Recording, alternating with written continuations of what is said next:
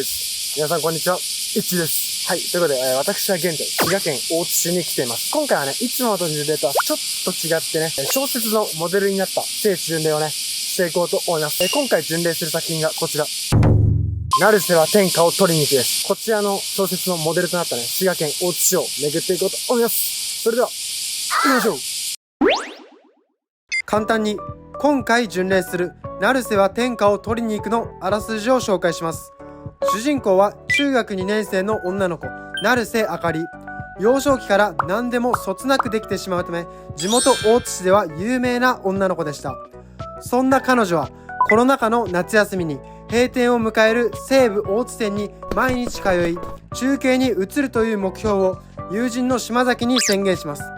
その他にも M1 に挑戦したり、髪を坊主にしたり、200歳まで生きると宣言したり、周りの目を気にせず我が道を突き進んでいきます。他の作品では類を見ない最高の主人公のお話です。それでは聖地巡礼スタート。まずは JR ゼゼ駅から巡っていきます。作中でもよく登場してくる駅がこちらの駅となっています。駅の構内には成瀬と島崎の看板が設置してあります。現在は大津市の至るところにスタンプが設置されているデジタルスタンプラリーが開催しています。ご興味ある方は巡礼と並行してそちらにもチャレンジしてみてください。駅も見終わったところで、続いては駅を出てすぐ近くのときめき坂を歩いていきましょう。作中では何度も登場してきてましたね。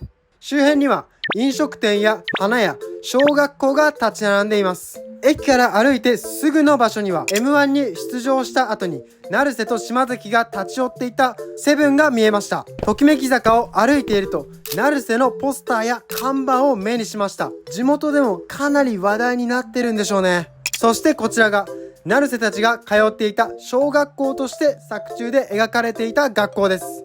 小学校の付近にはパン屋さんも発見しました。島崎一押しの塩パンが売っているお店です。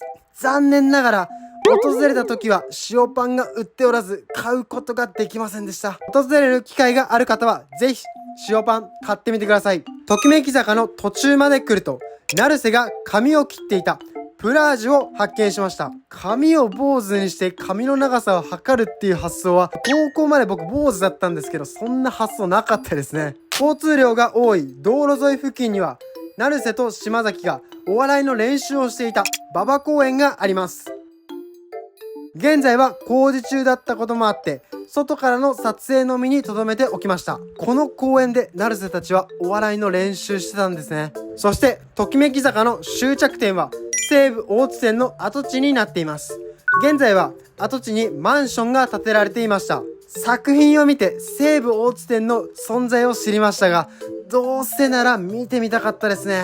西武大津店跡地の西側にはショッピングモール近江大津テラスが見えます。1階のフレンドマート付近にはバイト姿の成瀬が設置されていました。感想も書けるそうだったので記念に書いておきました。成瀬が着ていたバイト服を着て撮影もできるそうなので、巡礼で訪れた際に撮ってみてはいかがでしょうか。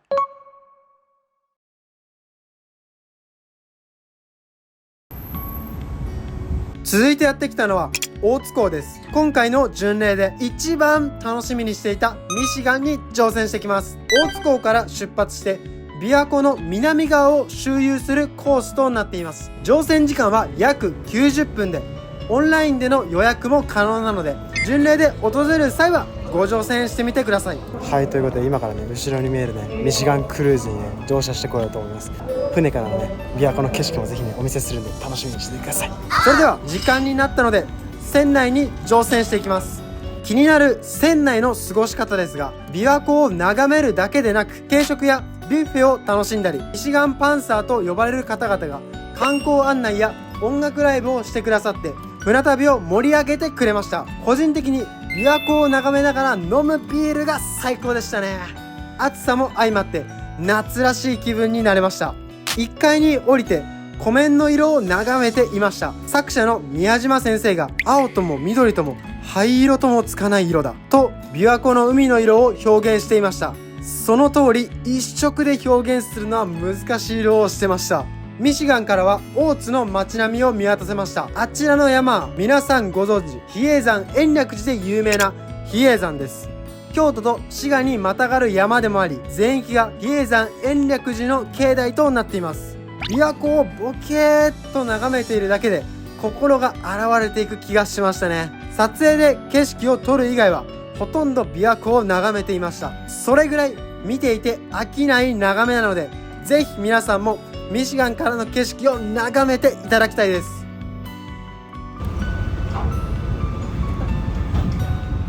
はい、ということでミシガン号にも乗船してきたので、今からねちょっとご飯食べに行こうと思います。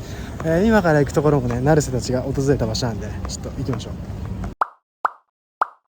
お昼はこちらの建物の中にある湖の駅フードコートおいしやでいただきました。成瀬と西浦が近江牛コロッケ定食を注文していたので、同じものを頼みました。ほんのり甘い味わいでソースにつけて食べると絶品でした。1個だけでも十分満足できます。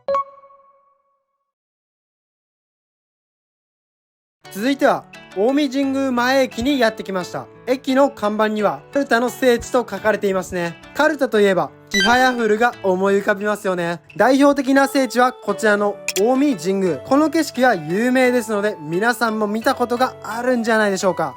競技カルタの名人クイーン決定戦が毎年こちらで行われています。こちらのキャラクターは大津市のマスコットキャラ大津光くんです。作中でも成瀬がリュックにつけている描写が書かれていました。そして近江神宮の近くには近江漢学館があります。チカヤフルの聖地でも有名ですよね。1階には畳が置かれてカルタが並べてある場所やキャラクターのパネルと記念撮影できる場所がありました。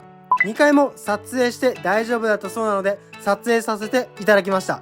ここは千早たちが試合をしていた会場でしたね。本当にそのままでした。新たと肉まんくんのパネルもありました。この大津光くんと肉まんくんの並びはあえてなんでしょうかね。巡礼ノートもあったので記念に書いておきました。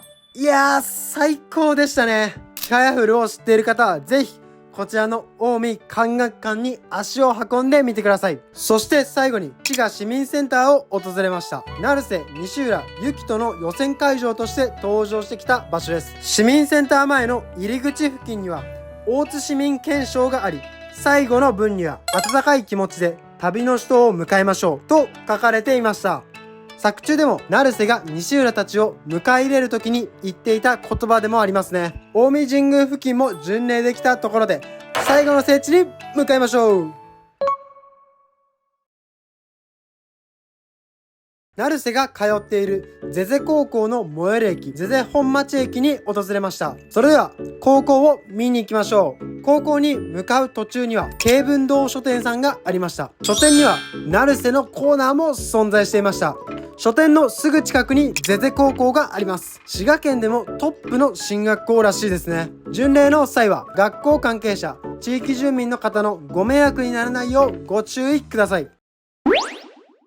成瀬は天下を取りに行くのモデル地滋賀県大津市を巡ってきましたが、いかがでしたでしょうか。今回はいつもと違って小説のモデル地を巡ってみたんですけど、これはこれで楽しかったですね。文章で書かれているのでその場をイメージするのには限界があるんですけど、実際に訪れてその場所を見て巡るのも楽しかったです。